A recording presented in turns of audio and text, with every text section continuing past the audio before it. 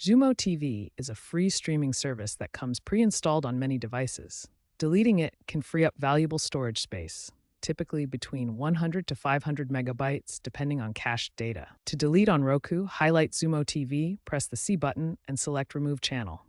On Amazon Fire TV, go to Settings, Applications, Manage Installed Applications, Xumo Uninstall. Confirm data deletion. On Samsung Smart TV, open the Apps panel, highlight Xumo TV, press and hold Enter, then select Delete.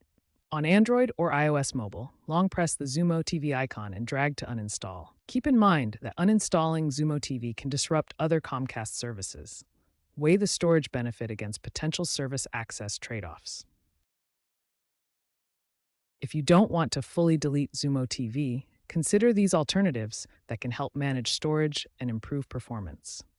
First, regularly clear the app's cache in Settings to reduce storage usage without removing the app entirely. Second, reduce background activity by disabling unnecessary notifications. Third, access Xumo TV through a web browser instead of the app, which can save local storage space.